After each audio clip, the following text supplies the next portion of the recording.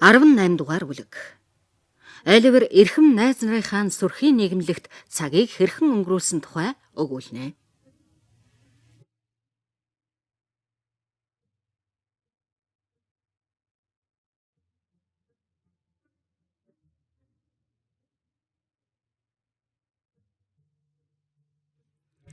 Маргааш нь үдийнхэрд луйварч Бейтс хоёрыг ердийнхөө ажилд гарч одсон хойно Фежийн завшааныг ашиглан Оливерт түүний хязгааргүй их муухай нүгэл хийснийг тодорхой урт лекц уншсны утга нь Оливер юуны өмнө өөрийн халамжит нөхдийг орхин санаатай оргон зайлах гэсэн. Нөгөө талаар өөр нь хичнээн оролдож зардал гарган байж арайхан олж авахд бас оргож зүгтхийг завдлаа гэжээ.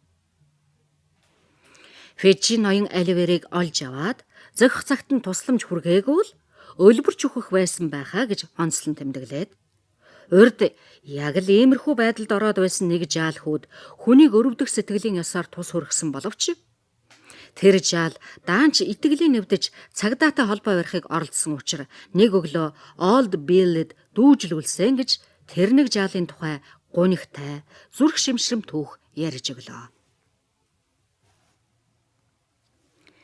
Тэр суурьсан хэрэгт өөрөө хувь нэмэр оруулснаа Фежингүй нуухыг оролдсонгүй. Тэр жаалын тарихгүй урагч зан тавтрын тухай нулимс асгаруулan үглэж тэр явдал нь чин үнэнд хараахан тохирч байсан боловч өөрийгөө Фежин ноёныг өрөө л хідэн шилдэг нөхдийгөө аюулгүй байдалтай болгохын тулд тун чухал болгон шүүхэд очисон зарим мэдүүлэгд хүргэх болсон юм а гэлээ. Төгсгөлд нь Фежин ноён хүнийг дүүжлэхэд эвгүй байдаг тухай их л айгүй зөвөн тодорхойлолт өгөөд тийм муухай явдалд Оливер Твист хизээж орохгүй үзээ гэж зүрхнийхээ угаас найдаж байгаагаа маш найрсаг ээлдгээр илэрхийлжээ. Еврейн тийхүү ярихыг сонсож тэр үгэнд нь тийм занал байгааг өчүүхэн Оливер мэдээд судасны цус нь гүйхгүй болох шиг боллоо. Гэмгүй хоёр этгээд хэрэгэн таслуулахад гэмгүй нь гэмтэн болон шийтгэгдэж болохыг Оливер нэгэнт мэдэх хойно. Өвгөн еврей бол дэндүү их юм олж сонссон буюу чалчаа хүмүүсийг хөнөөхийн тул нууц төлөвлөгөө зохиогоод хэрэг дээр нь нэг биш удаа хэрэгжүүлж байсан шиг Оливерт санагдсан нь бүр гарцаагүй юм а гэмээр байжээ. Юу гэвэл тэр ноён Сайкс ноёнтой ярилцсан байхдаа урд болсон нэгэн хуйлдаанд оролцсон юм шиг ярилцсан нь Оливерын санаанд тодхон орлоо. Оливер айн еврейг харвал тэр янзын шалгасан байдалтай харж Оливерын царай цайж биеийн дагжин чичирхийг тэр гэрхаа өвгөн андсангүй. Бахан хансан бололтой санагдлаа. Ой гутмаар муухай нэмсэглээд Оливерын толгойг илбэн хэрвээ энээс хойш зүгээр яваад ажил хийж хэлвэл бид сайн найз нар болно гэж хэлээд бүрх малгайгаа толгой дээрээ тавьж нөхөөс болсон дээлээ өмсөн гарч хаалгыг цоочлолоо.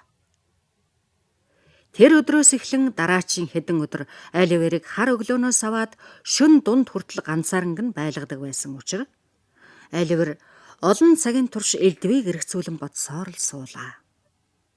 Боддог бодол нь сайн санаат нөхдийнхөө тухай тэд өөрийн юу гэж бодож байгаа болоо гэх бөгөөд их л уйтгартай байлаа.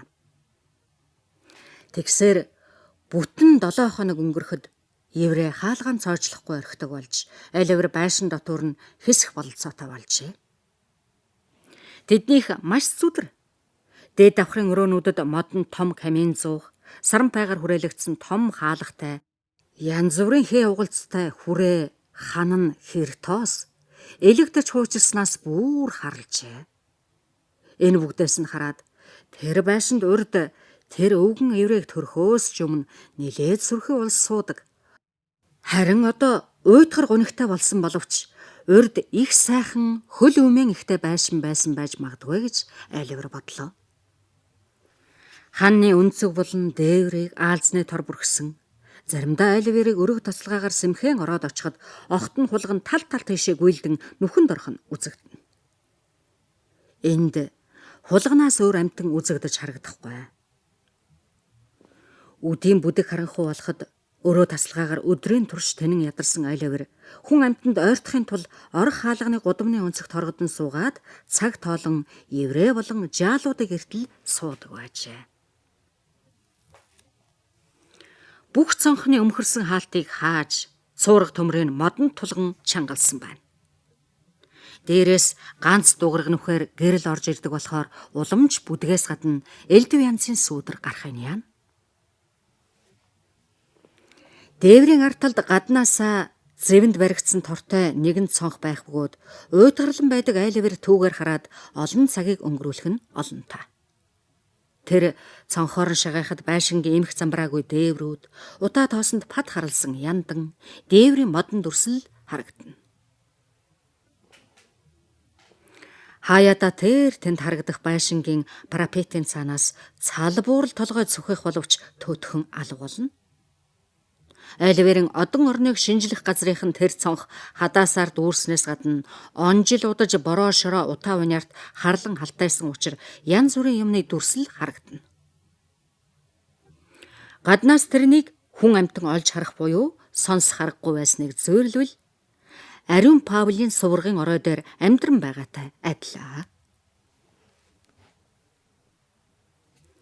Нэг өдөр үдээс хойш Лойверч Бэц багш хоёр оройнхоо ажилд явахыг завдан байхдаа Лойверч ноён хувийн ариун цэврээ дээшлүүлэх санаа төрөөд түүнд Оливерийг даруй тусална уу гэж хичээнгүйлэн тушаалаа.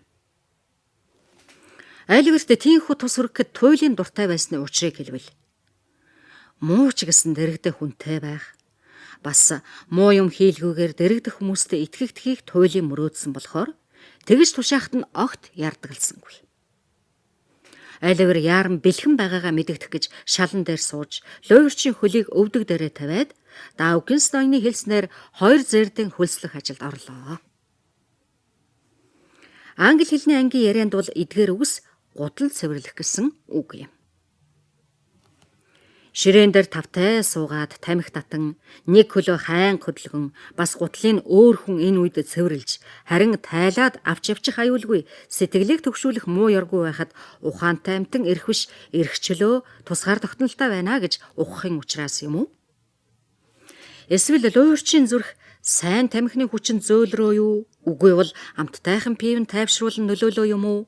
Ямар ч байлаа гэсэн тэр үед Лойверч өөрийн ердийн зан авираас огт эрс өөр романтик ээлдэг сайхан зантай байлаа. Лойверч эхлээд бодол болсон байдлаар доошоо Оливерийг харснаа толгойгоо татан аяархан шүүрс алдаад дараа нь өөртөө ужим шиг Бэц багштай юм шиг хэлэхтэй. Дээлсчдэг хүн биш нь даанч тусгүй хэрэгэ гэлээ. Тийм ээ. Өөртөө юу ашигтай вэ гэдгийг мэдэхгүй юм да гэж Чарли Бэц хариуллаа. Лойверч дахин шүүрс алдан тамхиа татхад Чарли Бэц яг тэглээ. Тэр хоёр игшин зур тамхиа татан дуугүй сууцгаалаа. Лойверч нэлээд юм бодсон байдалтайгаар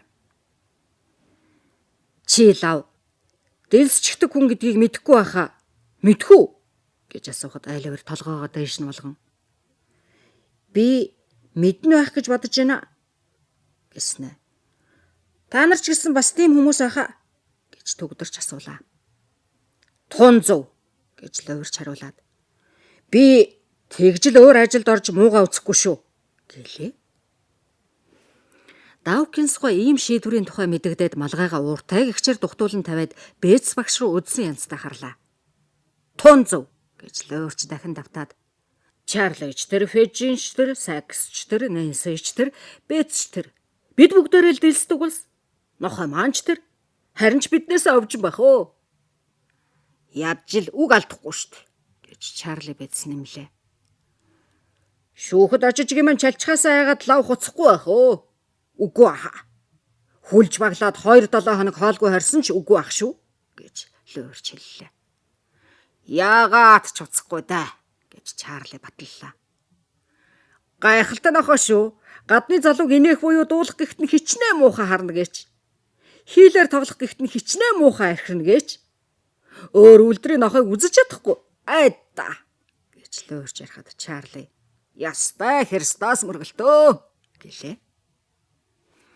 Луйварч зөвхөн нохойн чанарыг магтахыг хүссэн боловч Бетс үл мэдэх өөр нэг утгаар магтсан ч болох байлаа. Сайкс ноён нохойтойгоо жигтэйхэн адил чин үнэнч Христос мөргөлтөн гэгдэхийг санаж явдаг авхай ноёд олон бий.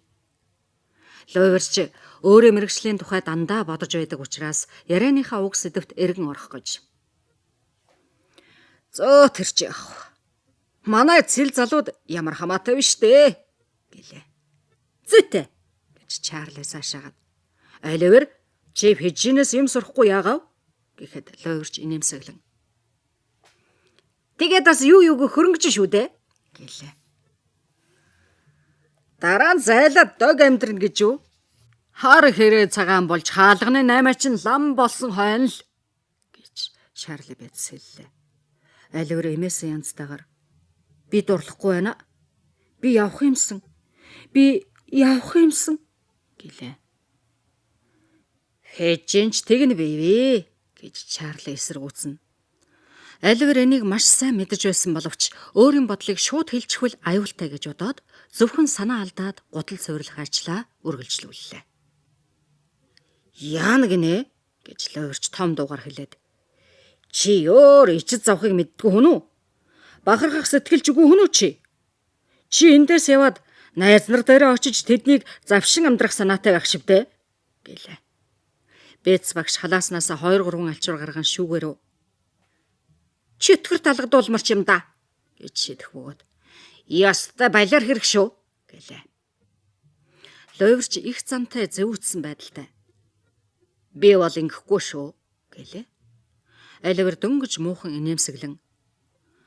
Нөхдөө орхиж яваад тэднийг өөрийнхөө орноос шийтгүүлж болно гэхэд Луйварч ганцаа гараараа хөдлөсөөр. Тэр чи яах вэ? Бид Фижинийг л бодож тэгдэг болохоос биш. Биднийг хамт ажилдаг гэж цагдаагийнхан мэднэ шүү дээ.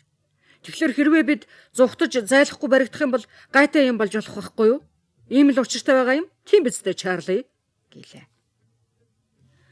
Бетс багш зөвшөөрснөө толгой дохин илэрхийлээд нэг юм хэлэх гэтэл Оливерийн зүхтан гүйжсэн санаанд нь гинт орж ирээд инээд алдсан чинь тамхиных нь утаа буруу хоолоогоор нь орсон болохоор 5 минут хэртэ хахад цацсан хөлөөрөө дороод өвхөцлээ. Луйварч халааснаас олон мөнгө гаргаж ирээд энийг хараач. Ястай цэнгэлтэй амьдрал байгаа үз. Яаж ч олж авсан ямар хамаатай байх вэ? Авал да. Энийг авсан газар цаана бас их үлцэн гайгүй. Авахгүй юу аа? Харлоо янзын амт шүү гэлээ. Муу хэрэг шүү тийм ээ Оливер. Зумлахал болно да гэж Чарли Бетс сухад Оливер. Юу гэсэн үг юм бэ? Би учрыг мэдэхгүй байна гэлээ. Иймэрхүү л нэг учир бий дээ эрхэм минь гэж Чарли хэлээд газ дүгнийхээ үзүүрээс шүүрэн авч дээш нөргөө толгоогоо далжилган шүдээ зууж янзтай дугаар. Зумлах, дүүжлүүлэх гэдэг чинь нэг үгэ гэж тайлбарллаа. Ингэсэн лүгдээ Жен. Хараач, энэний нүд амаа хачин болгож байгааг нь. Энэ шиг лаймал залууг би өөр үтсэнгүй. Энийг харж инээсээр байгаад илэг маань хөсчих байхаа гэж Чарли хэллээ. Бетс дахин инээд алдан нүднээс нулимс гоожин гансаа зуулаа. Луйварч Оливерээр цэвэрлүүлж байсан савхин гутлаа их л тааламжтай хараад. Оливер, чамайг ёр муу хүмүүжүүлж, Фижин чамайг нэг юм болгох байлгүй дээ. Харин чи чадахгүй бол түүний юм сурдгүй анхны амтан болно доо. За, шууд л эхлэх хэрэгтэй. Хизээд л тэр ажиллаар хөөцөлдөн шүү дээ. Харин чи цаг л дэмий үрж байна дөө. Оливер минь гэж хэллээ. Бетс багш энэ зөвлөгөөг альва ёс суртахууны үзлээр баттган бэхэлж дуусгатайгаа хамт өөрөө найз Даукинс ноёны хамт амьдралаа магтан хичнээн сайн сайхан байдаг гэж янз бүрээр чимэж гоодо яриад Оливерыг эртхэн Фижинд шав ороод бидний хэрэгэлдэг аргыг эзэмших хэрэгтэй гэсэн үгийг битүүгээр хэллээ. Еврей дээд талд үүдэн чойжилж байгааг Луйварч дуулаад. За, энийг чи наадах бүндгүртэ хадгалж яваарай. Ноли, хэрвээ чи альчуур цаг дэлсгэж байхгүй бол гэтэл Бетс хажуунаас нь орж. Иймгүүлээд ямар хэрэг байна оо? Чи ярьж байгааг нь өөрөө ухуурлахгүй байна штэ гэлээ. Луйварч хэлэх үгээ Оливерийн хэр хэмжээнд тохируулж. Хэрвээ чи нусны алчуур дугуйн цаг хулгайлахгүй гэхэд өөрцөө шүү дээ. Өөр ямар нэгэн хүн хулгайлах юм байхгүй юу? Энээс болж юм алдаж байгаа улсад бас чамд муу болно. Аливрт мэдгэлгүй орж ирсэн еврей. Зөв. Ердөө гайгүй юм шүү дээ хонгор минь. Тун амархан, юмгүй. Луурчин хэлдэг 700. Ха. Хийдэг ажлынхаа хагас ухсыг мэддэг хүн шүү дээ наадах чинь гэлээ. Өвгөн луурчин хэлснийг зөвгээд хоёр гараа хооронд нь баяртай үрж, шавийнхан их авьяас бэлэгт сэтгэл нь хөдөлж баг зэрэг инээлээ. Энэ алдад еврей Бетси авхаа болон бас нэгэн эрхмийн хамт орж ирсэн тул яриа тасарлаа. Тэр эрхмийг Оливер ёор үдсэн хүн биш байж, луурч түүнийг Том Читлэн гэж дуудах юм. Тэр эрхэм шатан дээр хатантай хэдэн үг нялуурхан солиод орж ирлээ. Читлэн ноён луурчаас ахмад бололтой. Магадгүй 18 өвлийг өнгөрүүлсэн байх. Гэвч энэ залуу ноёнтой харьцахдаа луурчаас өөрийгөө залмих мэрэгжил авьяасаараа дор гэж үзэж байгаа мэт их л хүндэтгсэн янзтай. Тэр эрхэм залуугийн нүд нь жижиг гялалцсан. Нүүр нь цагаан бурхнаас суусан цоохор ирээн, малгай нь ноосон эд, богино дээл нь бараан өнгийн цоохор даавн хилэн гадартай өмд, элгэвч нь үстэй даав. Үннийг хэлэхэд түүний костюм даанч муу байсан болохоор тэр нөхдөөсөн уучлалтгүйхдаа гараад дөнгөж цаг болж байна. Сүүлийн 6-7 хоног формын хувцас өмсөж явсан болохоор энгийн өмсдөг хувцас хунраа сайн бодож чадсангүй гэнэ. Эрхэм Читлэн хувцсыг илүүрдэх шин арга хувцсыг түлчгэж байна гэж маш зөөцөж байгаагаа нэмж хэлээд.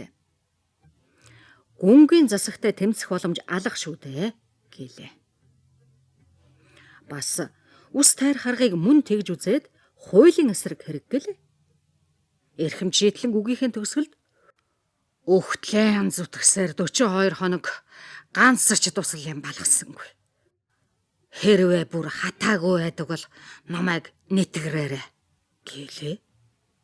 Бусад багчуул нь шил арх авчраад ширээн дээр тавихад еврей инээд алдан. Энэ хүн хаанаас ирснийг Оливер чи мэдэх үү гэж асуухад Оливер би мэдэхгүй байна ноёнтунгай гэлээ. Том Читлэн Оливерыг муухай зөвүүнээр харж энэ хэн гэх чи юу гэхэд еврей миний залуу найз өө гэж хариуллаа. Азтай жалвэн дөө гэж тэр залуу Фежин рүү учиртай юм уу гэмээр харж хэлээд намайг хаанаас ирсэн болоо гэж битгий шохорох залуу минь. Чи өөрөө удахгүй мэднэ. Нэг кроноор мөрий тавьсан чи яах вэ гэлээ. Ингэж маяглахад нь багчуул цөм инээгээд энэ талаар бас хэд хэдэн доогтой юм ярилцсан Фежинтэй хэдэн үг шивнснээ гарч одлоо. Шинэ гийчин Фежин хоёр зайдуухан очиж хэдэн үг солисноо голомтын дэргэд сандлаа ойртуулан ирж суугаад еврей Оливерыг дуудан хажуудаа суулган өөрийн сонсогч нарт холбогдолтой сэдэв бүхий яриа эхэлжээ. Мэргэжил маань ол зомог ихтэй. Луурч ов авхаал жаргайхалтай. Чарли Бетс уужим тавиу сэтгэлтэй. Еврей би өөрөө өнөр өгөөмрөө гэж ярьж гинэ. Тэгсээр еврейн сэдвч шавхагдан дуусч Читлэн ноёнч шавхагдаджээ. Яагаад гэвэл засан хүмүүжүүлэх газар ороод 1-2-7 хоног болоход их зовиртой гэнэ. Ийм учраас Бетси авхаа тэднийг амраг гээд гарч явлаа. Тэр өдрөөс хойш Оливерыг хаяа нэг ганцаарнг нь орхидог болж ихэнхдээ 2 жаалтай үлдээгээд өнөөх тоглоомоо еврей өдөр бүр тоглох нь тэдний мэргэжлийг дээшлүүлэх гэж тэгдэг юм уу? Эсвэл Оливерыг сургах гэж тэгдэг юм уу? Фежин ноён л сайн мэдэх билээ. Заримдаа өвгөн еврей залуу цагтаа хулгай хийж явснаа ярих бөгөөд инээд хөрмээр сонирхмоор юм хичнээн их байх учраас Оливер өөрийн ирэхгүй инээж өөрөө хичнээн сайн чанартай ч гэсэн тэр үлгэрүүдийг сонсоод зугаан гарна. Товчоор хэлбэл залтай өвгөн еврей тэдгээр багцуулыг тийхүү чаддаг байлаа. Оливерыг ганцаар дуулан уйтгарлуулсаар ганхарсан сэтгэлээ засахын тулд хинтээч хамаагүй нийлэх хүсэлтэй болгон бэлтгээд өвгөн еврей одоо өөрийн хорыг түүнд туслаар хийж Тэгсээр түүний өнгө зүсийг үрд хувилган бүгдийг нь хордуулж чадна гэж найднаа.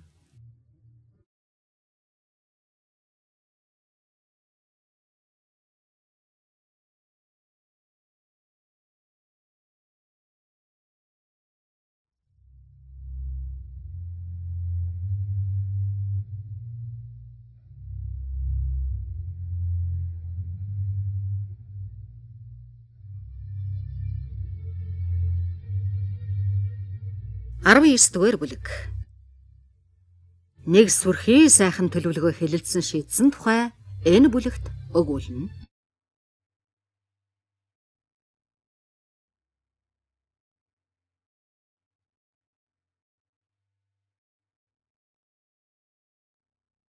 Еврей хатинга биедээ бариухан таарсан пальтооныхоо товчийг нэгд нэгэнгүй товчлон нүрээ далдлах гэж чихэндээ хүрдэг захаа босгочхоод агуугаасаа гарахад тэр шин чихтэй жихүүхэн салхитай байлаа. Цаадуул нь хаалгаа сайн гэгчин цоожлон гинжлээд цаашаа явх хөлийн чимээ замхарахад еврей гудам муруудан байдаг хурдаараа алхлаа. Оливерийг аваачиж байлгаж байгаа тэр байшин нь Уочиплтай хөршин. Өнөөх еврей гудамжны булан хурч очоод ийш тийш хялдсан харж түр зогссноо. Зам хөндлөн огтлж гараад Стефтелфилдсийн зүг явж өглөө. Гудамжны чулуун дээр зузаан шавар шавхай тогтож, гадаа харанхуй манан татсан, шиврээ бороотой юм бүхэн нойтон бөгөөд хүйтэн байлаа.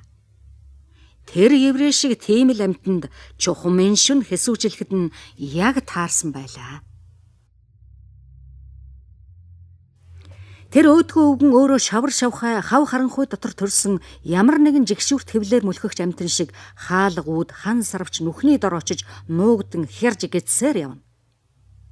Өөхтэй таргансыг олж идэх гэж тэр шөнийн цагаар гөрөөнд гарсан хэрэгэ. Морэж тахирлсан нарийн гудамжаар явсаар Бетнел Грин хүрээд тэндээс шууд зүүн тишээ эргэн тэр хүн ихтэй хороонд олон байдаг. Учрыг нь олоход маш бэрхтээ балиар муухай гудамжуудаар явлаа. Ээдрэтэй зам хав харанхуй шөнөөс айхгүй явахыг бодоход еврей лав тэр газрыг их сайн мэддэг. Тийхүү явсаар хэд хэдэн гудамж догол түргэн өнгөрөөд нэгэн байшингийн хаалга зохин хаалга нээж өгсөн хүнтэйгээ хэдэн үг шивнэн бувтнаад шатаар өгслөө. Үүдний бариулт хүртэл нохой нархирч "Хэмбэ?" гэж эрэгтэй хүн дуурах сонсдоход "Би байна оо бийлээ. Би ганцаараа явнаа" гэж еврей шагаанга хэллээ. "Орох юм бол орохгүй юу навш минь. Чимээгүй хэвтэрэ. Чөтгөр бальтаа өмсөд орж ирвэл чи таних уугүй юу?" гэж Сайкс хэллээ. Фежиник бальтаага тайлаад сандлын түшлэг дээр тавихтай зэрэг Сайксын нохой гарч ирсэн буландаа очиж "Сэтгэл маань тайвширв" гэсэн шиг сүүлээ шарвалзуулахын үзвэл Фежин ноёны гадуур хувцас тэр нохойг андууруулсан бололтой. Сайксыг "За" гэхэд еврей "За яах вэ эрх минь? Нэнси юу?" гэлээ. Ингэж хэлмэгцээ тэр юу гэх болдоо гэж бодоод нэлээд сандарлаа. Оливерийг өмөрч хэрэлдсэн залуу бүсгүй түнштэйгээ Фежин дахиж уулзаагүй байжээ. Гэвч залуу авхайн зан авир түүний бүх сэржгийг даруй арилгалаа. Тэр авхай зуухны торон дээрээс хөлөө буулган сандлаан зайлуулад олон таван үггүй Фежинийг "Галд ойрсуу" гэлээ. Тэр шин тунч хүйтэн байлаа. "Нэрэн чи хүйтэн байна да хайрт Нэнси минь" гэж еврей яс арьсвалсан гараа гал дэнгэ хилээд хавирган бие маажин "Нэвт хөрчглөө шүү" гэлээ. "Зүрхэнд чинь хүртэл чамайг дааруулсныг бодвол мөн ч горьгүй хүйтэн байгаа юм байна дөө. Нэнси, энэ үнд уух юм уу? За битгий хөдөлж ядаад бай. Чөтгөр талгадуулмар. Авснаа саяхан гараад ирсэн айгүй муухай шулам шиг энэ өөдгөө хөгшин ясан хэдрийг чичирч байгааг нь харахаар л дотор муухай болох юм" гэж Сайкс ноён загналаа. Нэнси шүүгэнээс нэг арх төдхөн аваад ирлээ. Тэнд барааг нь харахад олон янзын дарстай олон шил бас байгаа харагдана. Сайкс тэр шилтэй архинаас нэг шилэн аяг аяглаад еврейг уучих гэлээ. Еврей аягны амсарт дөнгөж уруулаа хүргээд ширээн дээр тавингаа. Болно гэлаала бийлмэн гэхэд Сайкс түүнийг ширтэн. За яага. Бид чинь сайн болов гэж бодож айгаа юу? Яагаа яар шиг байна даа гэлээ. Еврей найзаагаа 2 дахь аяг архиан залгилж байх зур сонирхсондоо биш. Харин уулаас хар сажиг ихтэй түгшиж байдаг хүн болохоор олон орж дассан боловч тэднийхийг бас л ажиглан суулаа. Тэднийх бол ядуу гуйлан жайлын байдалтай.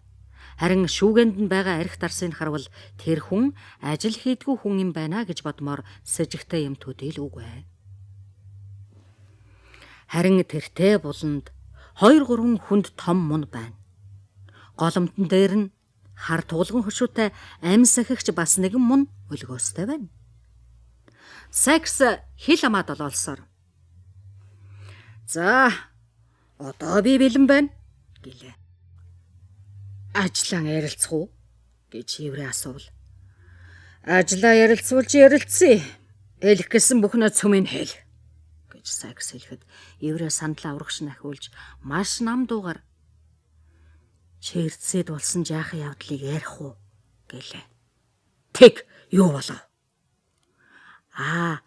Миний хэлэх гэж байгааг чи мэдэн шүү дээ хайрт минь гэж Еврей хэлээд нээсэрв. Тэр мэдэн шүү дээ тийм биз дээ гэхэд Сайкс инээмсэглэн. Үгүй тэр мэдэхгүй. Мэдээч гэж бодохгүй байж магадгүй. Ямар ч гэсэн ялгаагүй яар. Ястай үннээр нь яриарай. Чи ямар одоо л дээрэм хийж үзэх гэж байгаа биш. Димээ тэнд суучгаал нүд амаа хөдөлгөөл надтай дохио тэмдгээр ярилцах гээд яах юм? Юу хэлэх гээд байгаа юм? Гэлээ. Еврей түүний ингэж зэвүүцэн уурлсныг болиулах гэж тэмээл оролдон. Хүүш бэлмэн. Хүүш хүн дуулчих вэ дээ хөөе. Хүн дуулчих вэ дээ яадаг вүлээ гэлээ. Дуулж лөөг яадаг юм гэж Сайкс хэллээ. Гэвч Сайкст яадгийн биш байсан болохоор ухаарч дууга багасхан ярих болж номхорч хэллээ. Еврей түүнийг аргадан. За яах вэ? Би зүгээр л хашралсан юм. Өөр юм байхгүй. Одоо чирцийн тухай ярий. Хизээ яах вэ? Билээ. Хизээ. Хичнээн сайхан мөнгөн эдлэл вэ. Хичнээн сайхан гэж Еврей гараа наажлан халаг хоохо болсондоо хөмсгөө өргөлөө. Юу ч бүтэхгүй дээ гэж Сайкс хүйтнэр хэлэхэд. Юу ч бүтэхгүй хэрэг болох нэ. Тэгвэл гэж Еврей сандал дээр гэдрэлэн налд суугаад хариу хэллээ. Тийм ээ, бүтэхгүй ажил байна. Ямар ч гэсэн бидний бодсон шиг тийм ч амархан ажил биш тэгээ гэж Сайкс хэлэх бөгөөд Еврейн уур хурцд царайн цайгаад муу бэлдсэн хэрэг байх нэ тэгвэл хилээд хэрэг алга гэлээ. Хэлхээл хэлэн дээ чамд би. Чи ер нь хүний үг сонсохгүй хэнгэгчв. Тоби Крикет 2-7 хоног 14 хоног тэр газрыг чинь хаваар эргэлдээд ганц ч зарцтай нь хэлхээ барьж чадсангүй гэж би чамд хэлэх гэж байна гэж Сайкс уур нь улам шатахад Еврей номхорч. 2 зарцаа нэгнийч талдаа татчих чадсангүй гэж надад хэлж байгаа юм уу бийлээ гэлээ. Тийм ээ, тийм тэгж байгаа юм. Тэр 2 зарц нь эзэн настаа авгаад 20 жил ажиллаж байгаа юм байна. Тэгэхээр тэр хоёрт 500 төгрөг өгсөн ч таашааж наашаа ирэхгүй байх шүү. Шивгч нарын ч талдаа татчихж дөнгөхгүй нү? Яагаад ч дөнгөхгүй. Тоби Крикетчиг овтоо ирж дөнгөхгүй гэж юу? Бүсгүй улс гэдэг чинь ямар шүү амьтад байдаг вүлээ дэ бодооч бийлээ гэж Еврей хэлэхэд Сайкс. Дөнгөхгүй. Овтоо Тоби Крикетч дөнгөхгүй. Хуурамч хууцсахал наагаад дууч бил 100 өнгөтэй хантаа зөмсөд эргэлдээд байсан хэрн юу ч болоогүй юм гэнлээ. Өөр нь тэгээд ч үтсэн бах дөө. Тэгээд түрүүчээсээ дээрдэхгүй юм. Еврей ийм мэдээ сонсоод сэтгэл нь баахан зовлоо. Эрүүгээ илгэндээ тултал тухайн хэсэг гүн бодол болсноо толгоогоо дээш нь болгон гүн санаа алдаад. Хэрвээ овто Тоби Крикет үнэн хэлсэн бол хөлдөө хөгөөч ирсэн хэрэг болж байх шивдэ гэж хоёр гараа өвдөг дээрээ тавиад их л тусгүй хэрэг шүү. Хамаг бодол санаагаан тавиад алдчихна гэдэг чинь гэлээ. Тийм болжээ. Тун муу юм боллоо гэж Сайкс ноён зөвшөөрлөө. Их л удаан дув дуугүй сууцгаахад Еврэ маш гүн бодол болж атраа болсон түүний нүур арчаагүй муухай харагдана. Сайкс түүнийг гинэг нь хулгайнуудаар харлаа. Их замын дээрэмчийг уурлуу зай гэж айсан бололтой суух Нэнси өнгөрсөн бүгдийг чихгүй дүлээ хүн шиг ажиггүй өнгөрүүлээд гал ширтэнхэн суусаар л. Тийхүү нам гүн байдлыг Сайкс гэн твдэн Хэчин хэрвээ гаднаас нь мэдэгдэлгүй ажиллавал алтан 50 зоос болох болов гэлээ. Болно гэж Еврэ гэнт сэргэн хэллээ. За тэгвэл яриа дүүх шивдэ гэж Сайксын асуухад Еврэн сэтгэл хөдлөн нүдэн гялалзсан нүүрнийх нь бүх булчин ажиллаж тэглээ дүүлээ эрхэм минь гэлээ. Сайкс Еврэн гарыг нэлээд зэвүүцэн янзтай зайлуулад за тэгвэл бушуухан гүйцэтгэе. Тоо би бит хоёр урд шин цэцэрлэгийнх нь хашаагаар давж ороод хаалга цонхыг үтсэн. Байшингаа шөнийн цагт яг л шорон гяндан шиг түгждэг юм байна. Харин мэдэгдэхгүй сэмхэн орж болох ганцхан газар байна лээ. Хаан байна билээ гэж Еврэ тэс чадан асуулаа. Яагав вэ? Жижигхэн цөөрмөг өнгөртөл гэж Сайкс шивнэхэд Еврэ толгоогоо түүнд ойртуулан ахиж нүд нь баргал бүлтэрчихмээр бүлтийн харж уухай тэгээд гэлээ. Яах Сайкс дуу алдсан боловч хүүхэн энэ үе гэнт эргэн хараад толгоогоо үл мэдэг дахин Еврэ нүүр рүү заасан тул гэнт төгдрөн зогссноо. Хаанч байсан ямар хамаа байх вэ шүү? Надгүйгээр чи яаж чадахгүй л дээ. Би мэдэж байна. Ёрн чам шиг хүнтэй ажил хийж байгаа цагт хизээж гисэн болгоомжтой байх хэрэгтэй юм а гэлээ. Өөрөө л мэд эрхэм минь өөрөө л мэд. Туслах гэснээ хэрэггүй. Тоо би та хоёул учрыг олчих гэж байгаа юм байлгүй. Гэхэд Сайкс өчүүхэн хэрэггүй. Харин нэг өөрөм нэг жаалал хэрэгтэй дээ. Өөрөм бидэнд бий. Хүүхэд бидэнд байхгүй. Чи олдоо гэлээ. Хүүхэд гинэ гэж Еврэ дуу алдахад Сайкс ямар ч байсан чамд ямар хамаа юм. Надад нэг л хүүхэд хэрэгтэй. Томын хэрэггүй бүү үзэгт. Нээдийн яндан цэвэрлэх залууг л хэрэглэх юмсан. Зориуд хадгалж угаад ажилдаа гаргах болохоор гаргадаг юм. Эцэг нь хүнд ажил цөлчихсөн. Гэтэл хэрэгтэн хүүхдийг ивэлдэ авах нийгэмлэг энэ хэрэгт хөндлөнгөөс оролцож тэр хүүхдийг мөнгө олдог ажлаас нь салгаад уншиж бичиж сураад мөд туслах дархан болгоно гинэ. Тэр юр дандаа л тэгж байт юм дөө. Сайкс доромжлуулснаа бодохоос уур нь улам хүрчээ. Тэд нар дандаа л тэгж байт юм. Хэрвээ тэд хүрэлцээтэй мөнгөтэй бол 1-2 жил болоход манай ажилд 5хан хүүхдэж олдохоо байх баха гэлээ. Түүний ярианы үед гүн бодол болоод зөвхөн сүүлчийн өгүүлбэрийг сонссон Еврэ нэрээ олдохоо байлаа шүү бээл минь гэлээ. За одоо яах вүлээ гэж Сайкс асуулаа. Еврэ гал ширтсээр суусан Нэнсийн зүг харж толгоогоо төгснө. Энэ өрөөнөөс гарч байгаа ч гэсэн дохоо.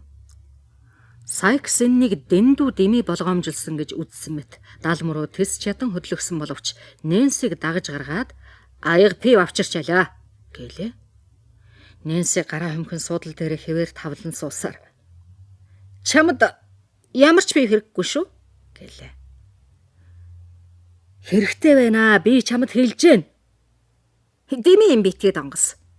Хвижин цааш нь яар. Юу хэлэх гээд байгааг чинь би мэдэж байна. Надаас авахынч гайгүй байна гэж тэр хүүхэн ажиггүй хэллээ.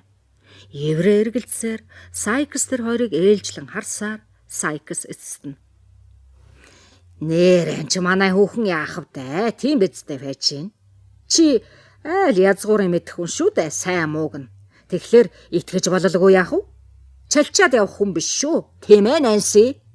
Гэхэд Нэнси сандлаа түүнд ойртуулж тохиолдоод үгүй л байх гэж бодож байна шүү гэлээ.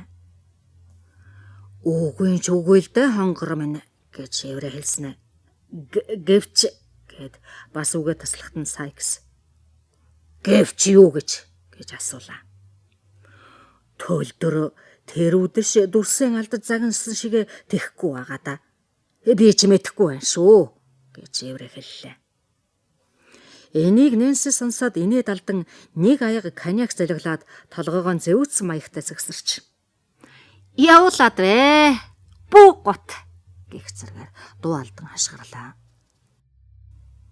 Энэ нь тэр хоёр ноёны сэтгэлд тааламжтай болсон бололтой. Еврей толгой дохиод суудалдаа дахин сууж, Сайкс ноёнч мөн тэглээ. За, хээч минь Айлверийн тухай биелэд хэлчих гэж Нэнси инээсээр хэлэхэд еврей түүний мөрийг алгадан. Хаа, яасан ухаан ихтэй юм хонгор минь. Миний мэдхээс хамгийн хурц ухаантай бүсгүй юм байна да. Үнэ, яахаргүй үнэн. Би Айлверийн тухай ярих гэсэн юм. Гэлээ. Та тэрний тухай юу ярих гэв? Гэж Сайкс шаардах бөгөөд еврей нэг хуруугаараа хамраа маажиж зэвүүнээр инээмсэглэн сөөнг муухай дуугаар. Өөрт чинь ёстой таарах хөвч өхөө гэж шивнэхэд Сайкс. Тэр үү гэж ашиглалаа. Тэрнийг аваа бийл бол авна да. Тэр жаал хөнгөн шалмаг биш ч гэсэн яах вэ? Чамд заавал тийм хэрэгтэй биш. Ганц хаалгал онгойлох гэд хэрэгтэй шүү дээ. Тэр яах вэ чадхал чадна? Зовох юмгүй бийлээ гэж Нэнси ятгалаа. Надад эргэлзэх юм алга энэ хэдэн 7 хоног бэлтгэл сайн хийсэн. Одоо талхаан олж идэх ажилд орох цаг нь болсон. Бусд нь дэндүү томдох байх та ернэ гэж Фижи ярихад Сайкс бодол болон нуруугаараа яг таарах юм байна лээ гэхэд еврей үгийн тасалж хийгээсэн бүгдийг чинь хийгээд байх вэ. Харин тэгтээ нэг айлгачих хэрэгтэй. Тэгвэл яаж чадахгүй гэлээ. Айлгана гинэ. Би зүгээр айлгаа зогсохгүй шүү.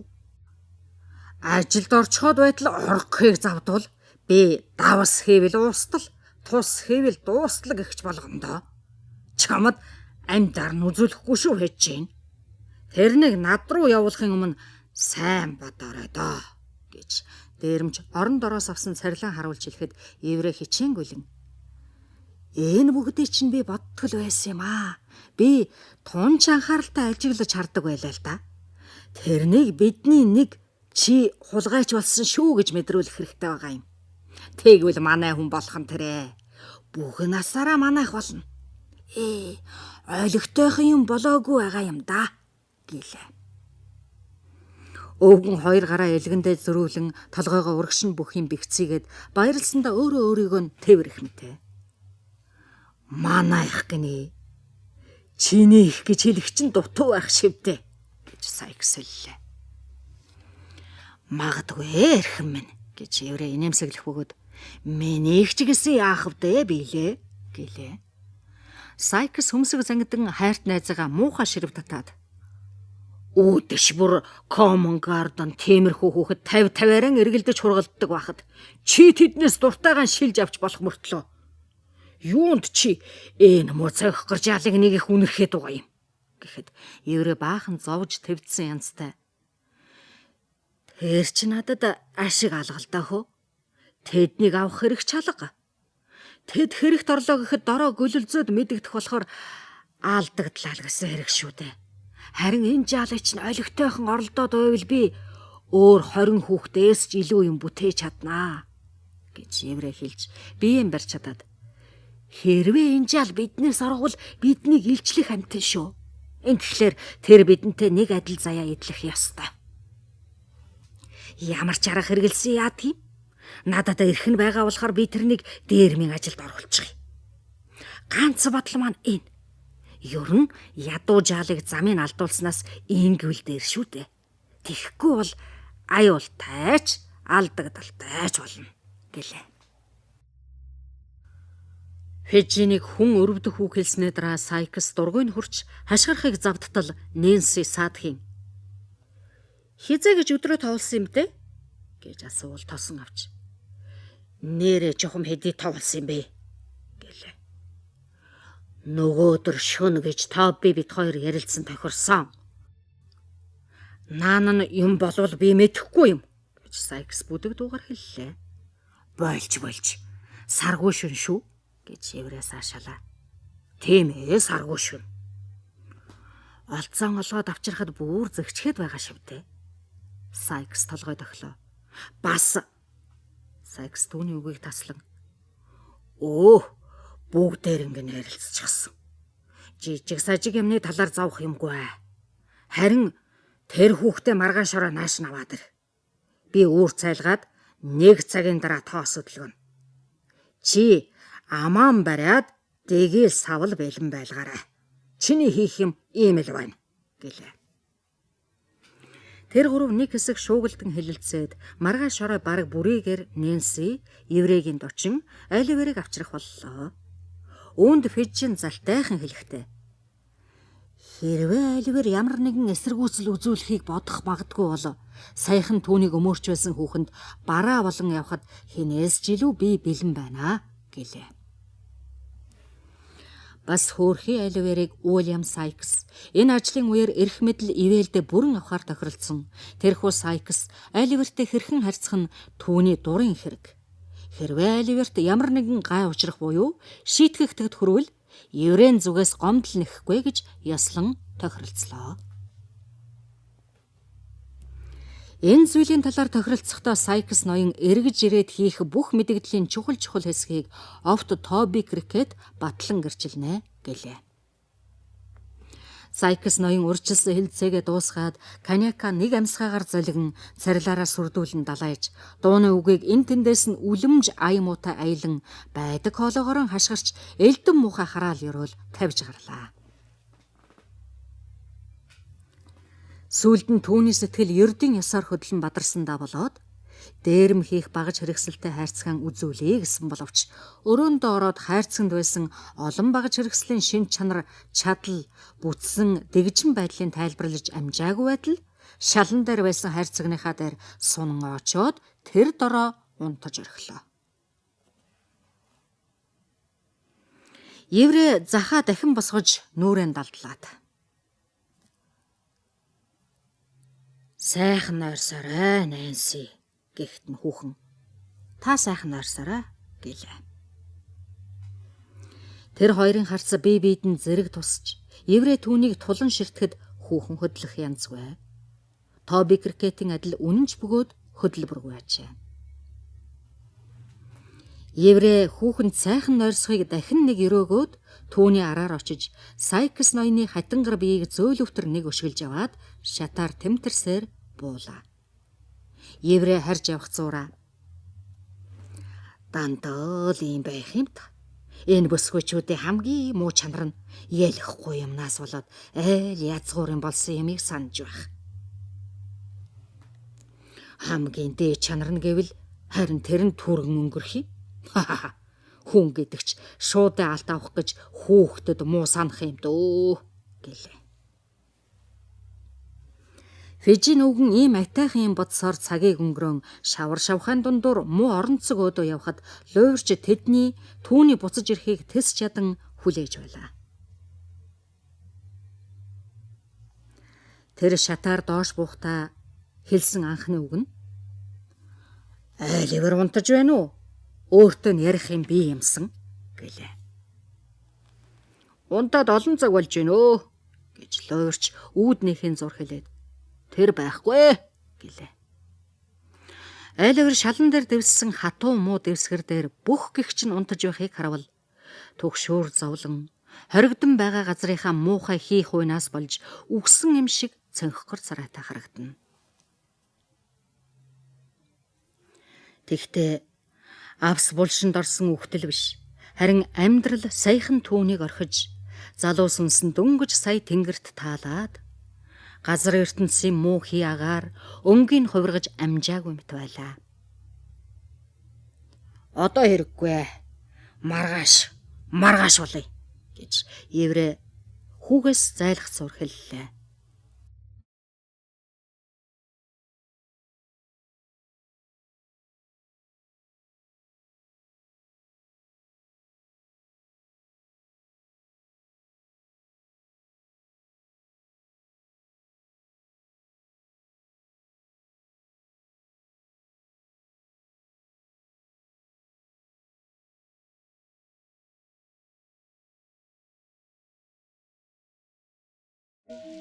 Тэр өглөө тэднийг гарахад бороо шавшин, салхисан гинсэн, тэнгэрт борооны харуул нүүгэлдсэн их л уйтгартай байлаа.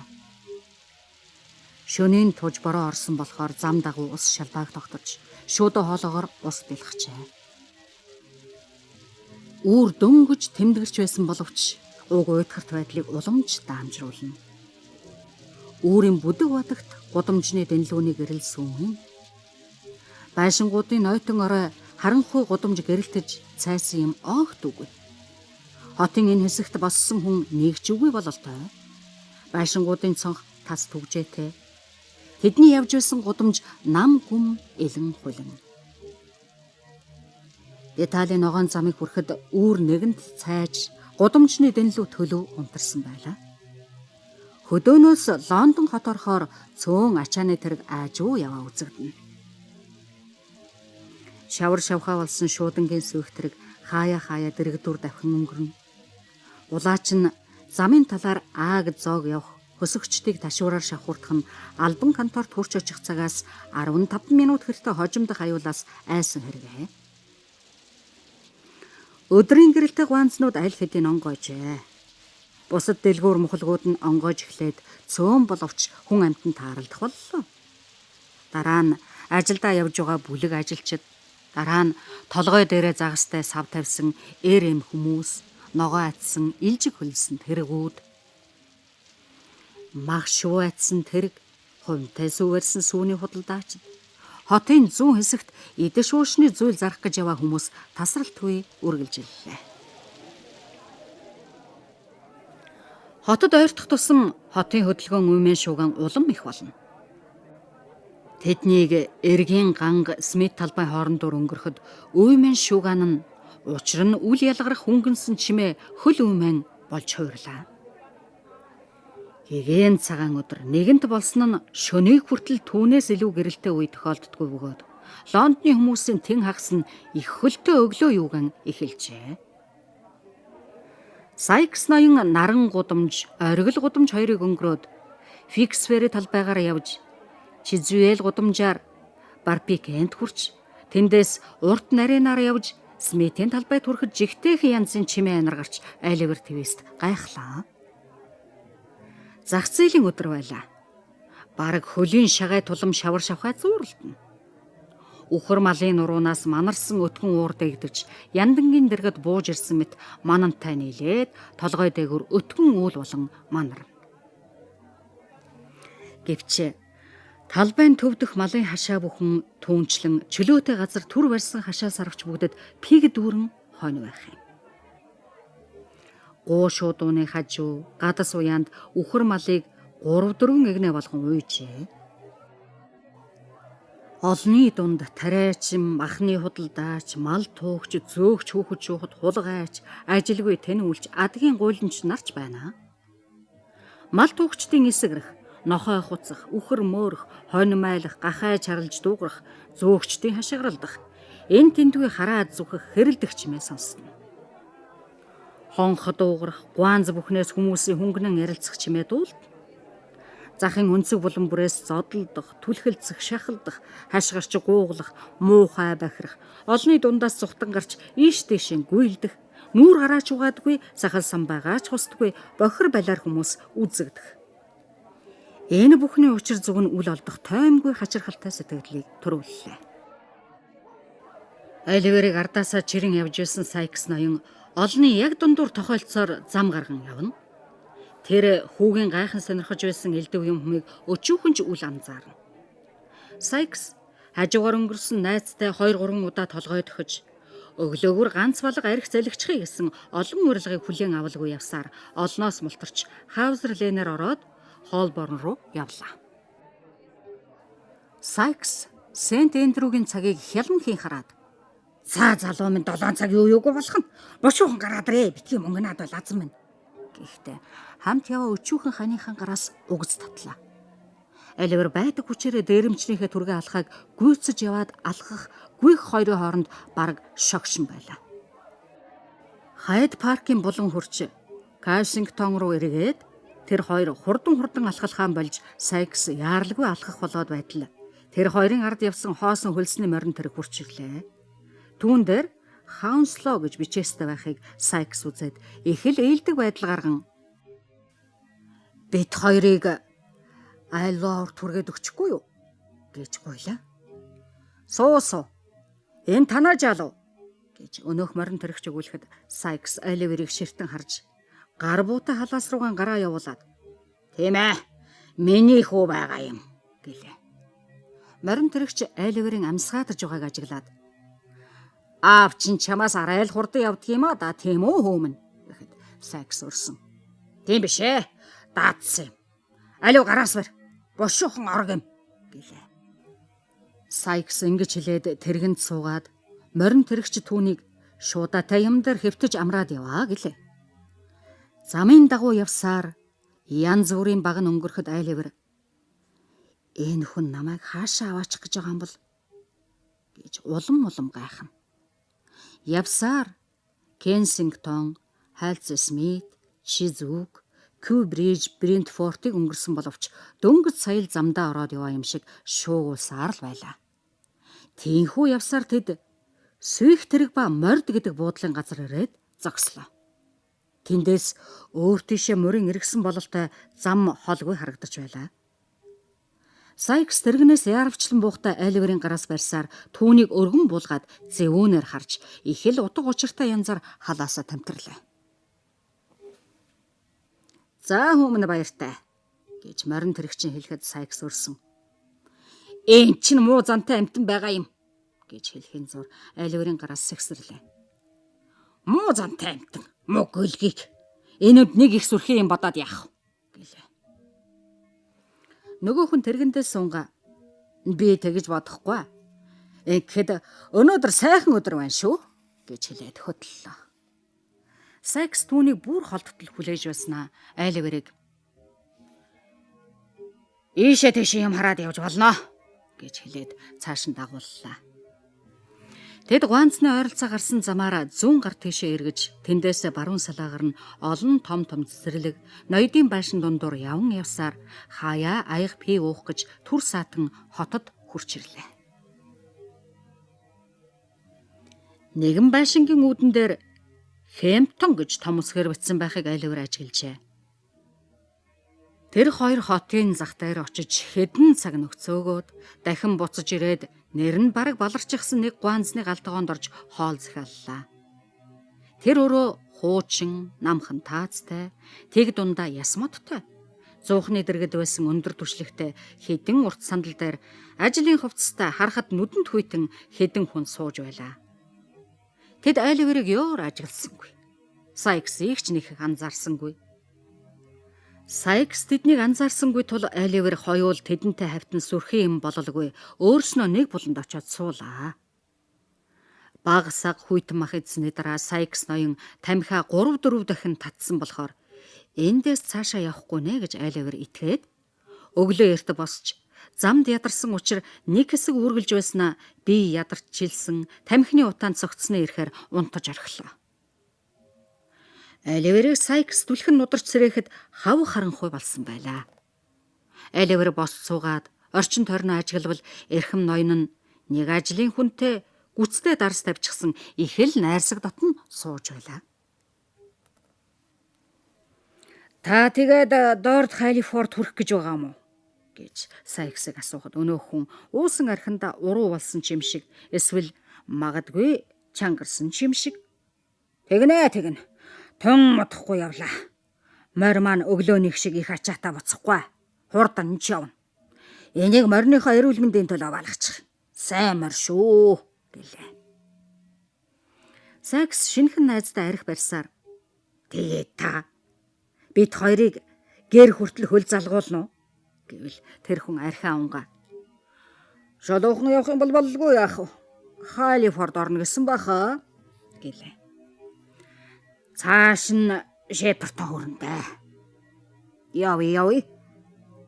Мартсан мөнгө чинь төлсөн үү Бэки?" Хоол зөөгч хүүхэн Төлсөн. Танаа энэ ноёнтонгоо өгсөн шүү дээ гэлээ. Жаахан хөлчүүрсэн тэр хүн "Оо яалаа гэж тэгж болохгүй. Юу гэсэн үг вэ?" гэлээ. Юу гэсэн үг үү гэж. Та бидэнд үйлчлэх гэж байхад би ганц гүз архиар зочилж яагаад болохгүй вэ? гэж Сайкс хэллээ. Шин танил энэ үгийг нэлээн гүн бодол болон бодсноо Сайксын гарыг барьж "Үнэхээр сайн нөхөр байна" гэлээ. Үүнд Сайкс "Бэтгий тоглол хэрвээ үннийг ариулчих тэгж бодох бүрэн үндэс бий" гэлээ. Тэр хоёр бие биенээ бас бус жаал магталцаад бусад улсыг сайхан орсорой гэж хэлээд гарч одлоо. Хоол зөөгч хүүхэн гүц тавгаан хурааж гартаа барьсаар тэдний хойноос харах гэж үүдэн дээрээ очиж зогслоо. Эрүүл мэндийнхэн төлөө эзнээ хундаг өргүүлсэн морин байшингийн урд талд хөллөөстэй зогсож байлаа. Сайкс, Оливер хоёр ясрахад сэмсгэнэлгүй тэргэнд нь ороод суухад эзэн нь морио "Адуу бүх ертөнцид хосгүй хэмээн магтаж зоригжуулах" гэж хэсэг зур мөнгөнлээ. Морины жолоог тавин явх болоход морь баахан тусгүй зан гаргаж толгоогоо маш их зэвүүцсэн янзтай сэгсчин гудамжны тэртээ талд байсан байшингийн цонхоор шургуулж ийхүү хэрэгт татаад нэг хэсэг цоройсноо хар хурдаар давхин хотоос омгтой гарлаа. Тэр орой хав харан хуй гол мөрний хажуу хавийн намгаас өтгөн усан манан босч уйтгарт тал нутгийн дээгүүр багшлан үгэлтэн. Янгинтал хүйтэрч юм бүхэн бүрхэг харан хуй хүрэх гэр. Морин тэрэгчин үүргэлэн явна. Сайкс яриа дэлгэхийг өөр дурлахгүй учраас ганц ч үгэн солиагүй явлаа. Газар орны байдлыг харж зөгсөн иш тишээ найган байгаа юм шиг мөчөртэй хатангар мод ямар нэг аимшигт амтан мэт Оливерт харагдах болохоор элдв муу юм бодож айн тарчилж явсан түүнд уламж аимшигтай байлаа. Тэднийг Сансбери хийдийн дэргэдүр өнгөрөн гарахад 7 цаг болсон дохио цогч байлаа. Замын хажууд байсан тэрэгчний байшингийн нэг цонх гэрэлтэй байсан болохоор гэрэл нь зам дээр тусч булшны дээр ургуулсан мөнх ногоо модыг бүрч харан хуй хуцсан мэт санагдана. Уруудан урсах усны чимээ холгүй дуулдаж өгөрсөн модны навч салхинд найган аяархан сэрчгэнх нь талигаач болсон хүнийг хөдөөлүүлэхэд дардаг гунигт хөгжим шиг санагдана. Сансбериг өнгөрөхөд бас хүнгүй хээрийн замаар цаашаа явлаа. 2-3 бэрийн хэртэй газар яваад тэрэг зогсож Сайкс Оливерийн гараас зуурсаар буугаад цаашаа мөн л явган явлаа. Ядарч зүдэрсэн Оливер хүү гордож байсан боловч Сайкс ноён Шепертоны нэг ч байшин шагаалсангүй. Урдын адил шавар шалбаагтай элен хулин муухай замаар сэлх сэвс үлээсэн эзгүй хүйтэн оргисон газраар явсаар байтал нь тэртэнд хотын гэрэл дэнлүү харагджээ. Оливер яваа зүг рүүгээ ширтэн ажиглавал усны яг захад явах бөгөөд удалгүй гүүрэнд хүрэх шинжтэй. Сайкс гүүр хүртэл шуурхай алхаж байснаа гинт зүүн гар тийш эргэн зүгөөд ташин ирэхэд Оливерийн дотор айгүй болж "Ус намайг энэ зэлүүд газар авчирч алах гэсэн хэрэг байна шүү" гэж боджээ. Газар унж очоод залуу насаа аврахыг завдтал бараг эвдэрч тамтаг болохдоо төгсөн нэг байшингийн гадаа ирчихсэн байлаа. Өмхөрч ялзарсан хаалганы хоёр хажууд нэг цонхтой, дээшлбэл бас нэг давхартай. Гэсэн ч гэрэлгэгээ хаанан ч үгүй байлаа. Тэр байшин хав харан хуй, хуучирч гүйцсэн, лав хүн суудгүй бололтой. Сайкс Оливерийн гарыг тавиагүй хэвээрээ намхан довжоруус юмхэн хурч очоод тээгийг мултлаа. Түүнийг түлхэхэд хаалга нээгдэж тэр хоёр дотгошоорлоо.